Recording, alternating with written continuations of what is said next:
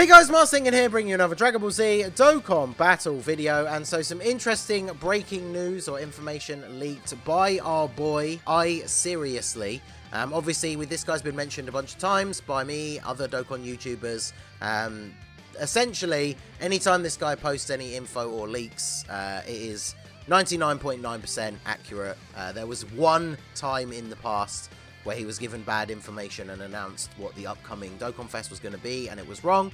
But after that, he, apologized and basically doubled down on that he was not going to post leaks or things like that unless he could confirm from his more reliable sources that they were actually accurate. So nowadays, whenever he posts something like this, it pretty much turns out to be the case. I believe he was one of the first people that posted about the cooler thing. So, yeah. Looks like STR NAMEK GOKU and STR LR Full Power FRIEZA are going to EZA during the worldwide celebration. Now, because he's leaking it now, I would assume that this means during part 1, but that's not necessarily the case, right? Because we got TUR EZAs in part 1 of the download celebration last year, but then we didn't get the Bardock EZA until later in the celebration. So this doesn't necessarily say exactly when we are going to be getting them, just that we are going to be getting them during the celebration. Now, it could be that they're both going to be in part 1, because obviously I doubt these are going to be the only 2 EZAs in the entire celebration. So depending on where he got this information from, I guess you could, but I was going to say it'd be odd to leak like a part 1 TUR EZA and then like the part 2 LR EZA, or part 3 even. So it could be interesting if these were both in part 1. And the thought process behind that, if they're both in part 1, that means 2 older units are EZAing, basically in time, just in line to be like the new best link partner for the new LRs, right? Because obviously the new LR Goku, we already know from the data download and seeing the art and everything officially. I posted about that earlier. He is a Super Saiyan Goku right from the jump. So obviously you can't link him up with other Super Saiyan Gokus.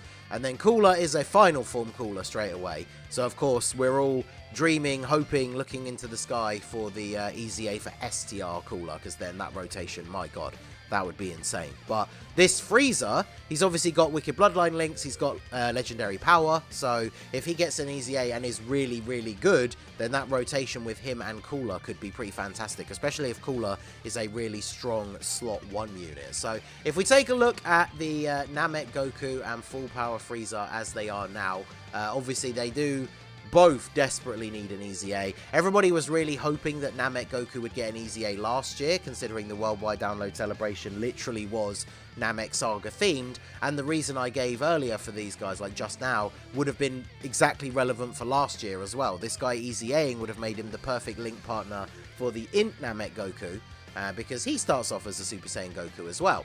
So he's got Super Saiyans or Planet Namek Saga. I think this is the first EZA for a Dokkan Fest exclusive that has 2 categories. I'm not entirely sure. No, Hit does as well. So I think because they don't have different amounts, because I think Hit had different amounts of both of his categories, so after his EZA, they stayed different numbers, even though they did both go up. But because both of these get HP 130, Attack and Defense 170, I'm assuming after his EZA, both of these are going to go up to 170. Which, I mean, while we're firmly in the 200% meta now, EZA Dokkan Fest TURs getting 2 categories with a full 170 lead is pretty good, so that's pretty cool. His super attack, he does immense damage to the enemy, raises allies' attack by 30%. I can't see that changing for his base form, right? Because obviously the main thing for TURs when they EZA is they get a massive jump in stats anyway. And then attack and defense 77%, definitely see this going up to at least 100, maybe 120. Attack and defense 15% with each attack received up to 59%. They do like to use the 59% gimmick with Goku because obviously 5'9", so I could see maybe they put the buff up with each attack received to 20%, so you only have to be hit 3 times for it to be fully maxed out. And then they just counter that with the maximum still being 59%. They just counter that by giving his start of turn attack and defense a much bigger number. So, like, again, it could be like 120% rather than going up to 100. But obviously, this is pre-transformed state anyway. So, even if pre-transformed, he's not crazy good, it's not the end of the world, although of course we would still like that to be the case. He transforms when HP is 70% or less starting from the 3rd turn. Now, because it's not an active skill, this condition can change. So I would definitely like this if the condition changed. Imagine if it went up to like 80% or less, because there's no reason why you don't want him to transform, right? So hopefully they make the condition a little bit easier as well, and then we can get him to transform on turn 3 consistently, be that link partner for the new Super Saiyan Goku. Because when he awakens, or transforms into Super Saiyan Goku, he infinitely stacks defense on super attack, so obviously I could still see him keeping this. I could honestly see him raising attack as well once he transforms, right? Because, I mean, you know, this is the legendary Super Saiyan transformation, the return of the Super Saiyan, like into, you know, from myth and legend into reality. So it's cool that he's very defensive, but he should be an offensive, like, beast as well, right? So raising attack and defense infinitely would be awesome. Then we have attack and defense 80%, attack 59% for the rest of the battle after receiving an attack, medium chance to guard, guard all attacks, and high chance to crit for 3 turns once guard is activated. So unfortunately, because of this secondary part of his passive that gives him an extra buff when guard is activated, that means you can pretty much guarantee they're not going to give him guaranteed guard. They don't do that for units a lot nowadays anyway, but hopefully this at least goes up to a high chance, or even great. That would be amazing. I can only see it being high, but if it goes up to great chance to guard, that would actually be insane. And then, yeah, just go all out, give him attack and defense like 120, 140, even 150. Then he gets the 59% for the rest of the battle after receiving an attack. I guess because he stacks, it doesn't matter too much, right, if it's not as high a number here, but even with stacking units, you don't want them to start off too low.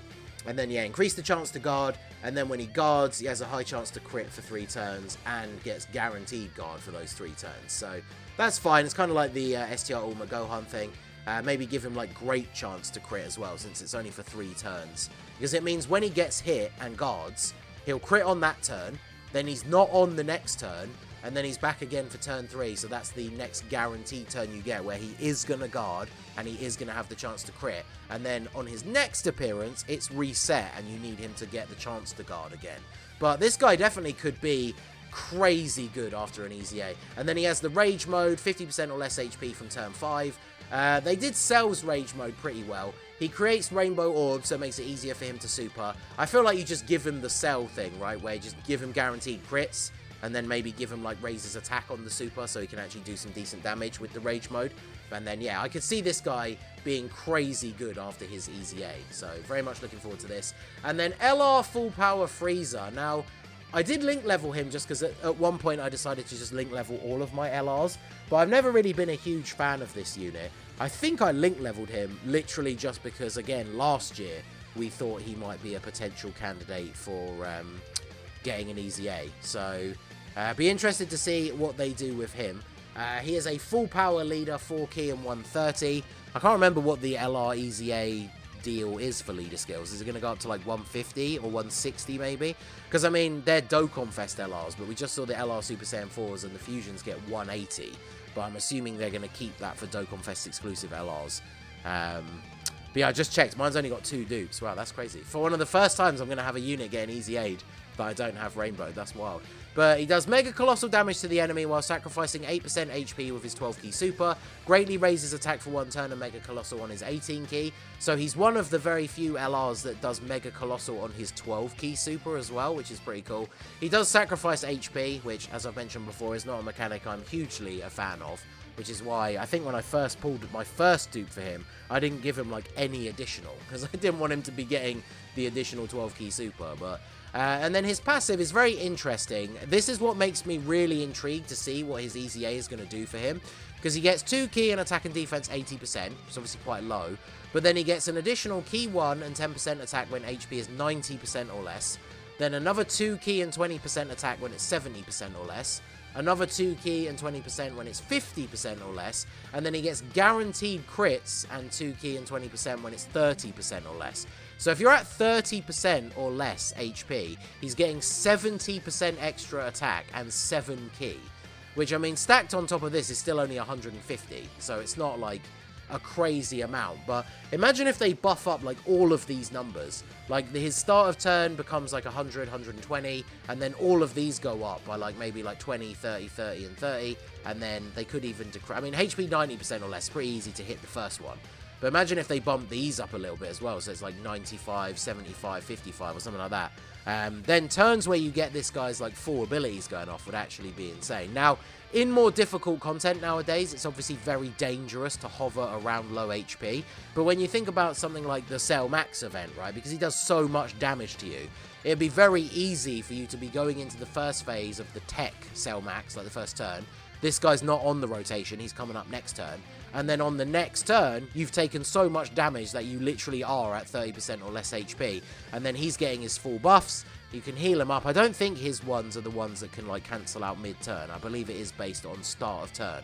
So then, yeah, you can heal up at the start of the turn. He's going to be getting like basically guaranteed 18 key super. He's going to be getting a guaranteed crit. So, yeah, I could see this guy being very, very interesting. I mean, you never know, right? Tech, Goku Black and Zamasu, it took them a long time to get around to their EZA. A bunch of LRs that came out after them, EZA before them, and they've become pretty much one of the best, like, EZA LRs in the game. So, this guy, it makes me wonder what they're going to do just based on what his kit is already.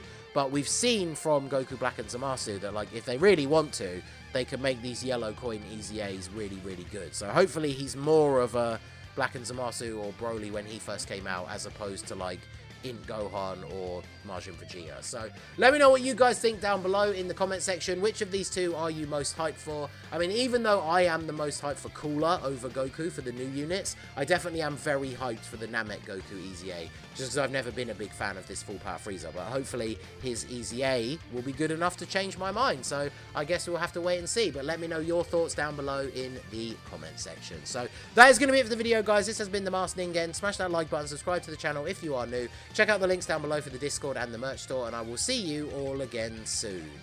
Have a good one.